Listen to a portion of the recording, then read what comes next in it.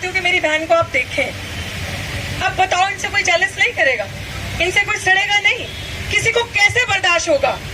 मनुवादियों को, जिन्होंने हमारे हाथ गोबर में देखे, मुंह पे मैला देखे, बदन पे फटे कपड़े देखे, वो कैसे बर्दाश्त करेंगे डॉक्टर रितु को इंस्टीट्यूशन के अंदर और हमारी बहन अर्चना गौतम को बॉलीवुड में? और इतना नाम कमाया,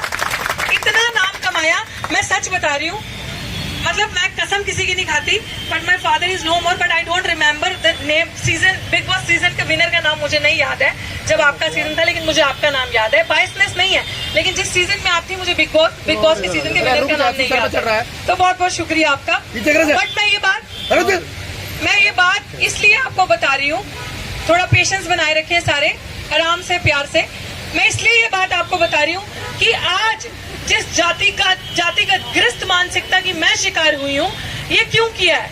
हमारे बच्चों का गला, कि हमारे बच्चे अच्छा कपड़ा पहनते हैं तो जलन, हमारे बच्चे समाज के अच्छे अंग्रेजी बोलते हैं तो जलन, मेरिट में रिटर्न एग्जाम में अच्छे नंबर लाते हैं तो जलन। तो अगर रिटर्न में अच्छे नंबर लाते हैं तो इंटरव्यू में उनकी कसाई करके, इंटरव्यू में कम नंबर देके उन्हें कंपटीशन से बाहर निकाल दिया जाता है।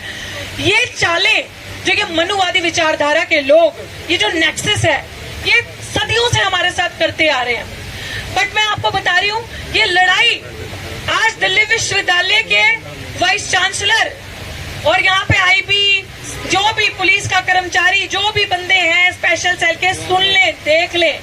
मैंने उस दिन भी कहा था, मैंने प्राचा साहब, मैंने कल कहा कि 5 तारीख को हमने ट्रेलर दिखाया है, तो मुझे लोग कह रहे हैं गलत है, वो टीजर था। ट्रेलर अभी आना है और उसके बाद पिक्चर आएगी पूरी। 5 तारीख को मैं कहती ट्रेलर है, लेकिन अर्चना जी, लोग यहाँ कह रहे थे कि वो टीजर है, अभी तो हमने कुछ दिखाया ही नहीं। ये लोग हमारी संख्या बल पे जा रहे थे, इन लोगों को ये नहीं पता कि हम लोग गरीब लोग हैं, लेकिन हिम्मत वाले हैं, मेहनत कश लोग हैं। हमारे लोग सुबह कुआं खोदते हैं, शाम को पानी पीते हैं। अब हजारों लोग यहाँ कैसे बैठे? घर पे बच्चे भूखे मर जाएंगे, इंस्टीट्यूशंस में जाएंगे, बच्चे जो बैठते हैं यहाँ वो जितना टाइम दे सकते हैं देते हैं। बच्चों ने पढ़ाई भी करनी है, अगर क्लासेस मिस करेंगे यही लोग निकालने वाले होंगे। लेकिन इस नेक्सस को मैं आज बता दूं कि ये शुरुआत है, जिसे ये लोग कहते हैं कि जय भीम करके पूरे कैंपस में गंद डाल दिया है। आज यही जय भीम की ताकत है कि एक बहुजन बेटी को ताकत करने के लिए दूसरी बहुजन बेटी सड़क पे आई है। जोरदार तालियों बजाइए और इनकी कानों में ये गूंज दीजिए, ये कारवां शुरू हुआ है, ये ऐसे बढ़ेगा।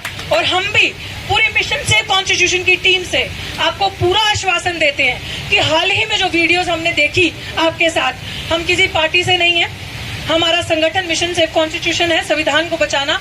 और हमारे बाबा साहेब भीमराव अंबेडकर ने, ये जितनी महिलाएं स्वर्ण आज एजुकेशन इंस्टीट्यूशंस में बैठी हैं, वो ये भूल चुकी हैं शायद कि अगर वो आज प्रोफेसर है, टीचर है, डॉक्टर है, इंजीनियर है, IAS ऑफिसर है, राज्यपाल है, कलेक्टर है, राष्ट्रपति हैं, तो वो किसी धर्म की वजह से नहीं, किसी RSS संघियों के नेक्सस की वजह से नहीं, बाबा साहेब के दिए हुए संविधान की वजह से आज वो वहां जाकर बैठी हैं। वो भूल गई हैं। बट आपका यहाँ पे आना ये एक रिमाइंडर है हम सबको कि हमारी लड़ाई कितनी मजबूत है। लेकिन हाल ही में जो आपके साथ हुआ, हम आपको आश्वासन देते हैं, हमें नहीं पता बाकियों का, लेकिन पूरे मिशन सेव कॉन्स्टिट्यूशन की टीम इंक्लूडिंग हमारे नेशनल कन्वीनर महमूद प्राचा जी चट्टान की तरह आपके साथ पीछे खड़े हैं। क्यों? मुझे नहीं लगता, आज के बाद कनिष्ठ जी मैं आपको भी ये बात कह रही हूँ कि कभी भी आपको लग रहा है कि कुछ ऐसे, मैं तो उनको आतंकी कहूंगी जो माँ बहन की इज्जत नहीं करते, जातंकी तो है ही, लेकिन वो लोग, क्योंकि आतंकवाद जो होता है ना, वो दूसरे देश पे प्रहार करता है, वो दूसरे देश पे खराबी करता है, नुकसान पहुंचाता है। लेकिन जो जातंकी होते हैं और जो असली आतंकी होते हैं, वो अपने देश में अपनों को ही मारते हैं। मैं ये क्यों कह रही हूँ? क्योंकि जो भी आपके साथ हुआ, आप उस पॉइंट पोजीशन पे हैं कि आप हम सबकी जिम्मेदारी है, हम सबका मान सम्मान आप है। हम आपकी पूरी जिम्मेदारी से कहते हैं कि अब अगर आपको एक भी मिनट लगे कि आपको कोई प्रताड़ित कर रहा है, तंग कर रहा है, एक कॉल पे आप हमें बोलिएगा, पूरी नेशनल मिशन सेव कॉन्स्टिट्यूशन की टीम आपके पीछे खड़ी होगी चट्टान की तरह।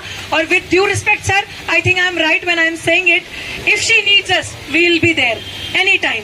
और दूसरी चीज मैं ये कहना चाहूंगी, yes, thank you sir, thank you so much sir. और मैं ये चीज क्यों कह रही हूँ, एडवोकेट बेनीवाल जी हमारे बीच में, जोरदार तालियों से स्वागत कीजिए सर।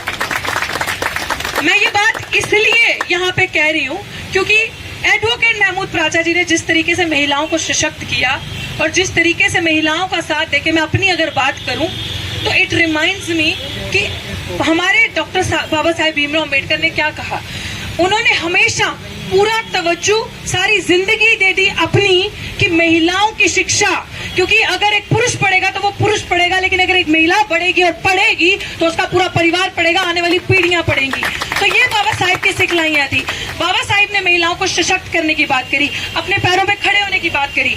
हमेशा हिंदू कोड बिल के लिए बाबा साहिब लड़े, सिर्फ दलित महिलाओं की लड़ाई तो नहीं थी, वो सभी स्वर्ण समाज की भी महिलाओं के लिए बाबा साहिब खड़े हुए और सुनहरे अक्षरों से उनका हक हकूक संविधान में लिख कर गए। और आज ये लड़ाई जो यहाँ पे हम बैठे हैं, ये इन महिलाओं को जो मीडिया की हैं, ये ऐसी महिलाएं जो बड़े पर्दे पे हम लोगों का नाम रोशन करती हैं, हमारे समाज का नाम रोशन करती हैं।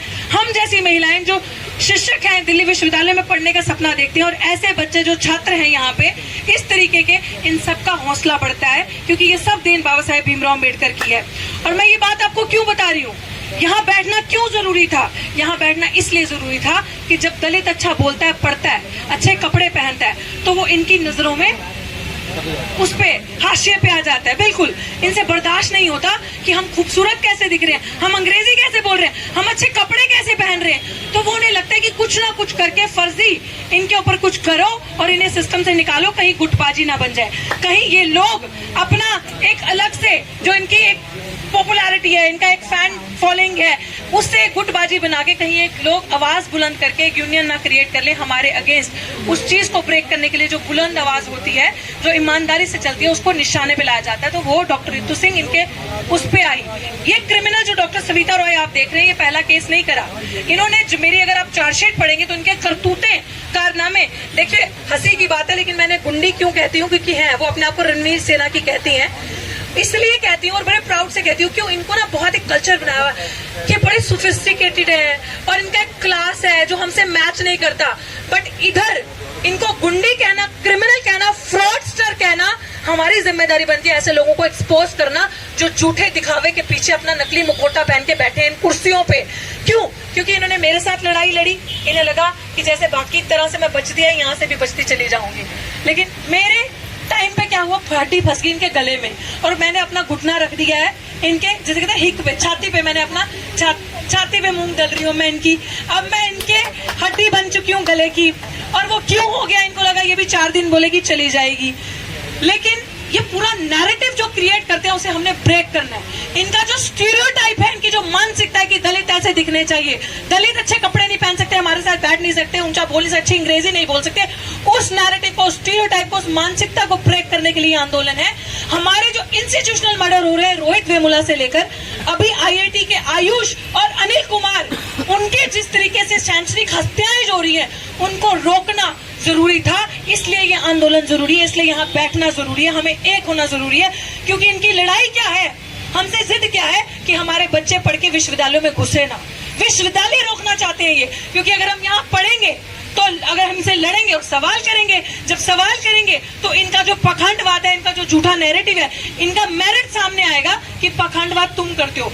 असली में NSF फ्रॉड स्टर तुम हो, उस पोजीशन पे बैठने के लायक तुम हो ही नहीं। और मैं इसलिए ये आपको बता रही हूँ जिम्मेदारी से कि हम अपने मेरिट से बैठे हैं। हमारे अंदर टैलेंट है, इनके अंदर टैलेंट नहीं है।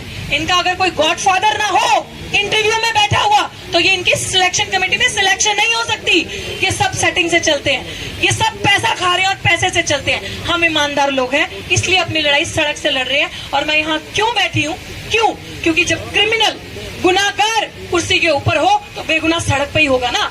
इसलिए बेगुनाह सड़क पे बैठा है, इनको बताने के लिए, इनको रिमाइंड करवाने के लिए कि अब ये तुम्हारा नाटक और नहीं चलेगा। हमारे बीच में पूर्व मंत्री एडवोकेट राजेंद्र पाल गौतम जी पहुंच चुके हैं, जोरदार तालियों से स्वागत कीजिए। जय भीम, जय भीम, जय भीम, जय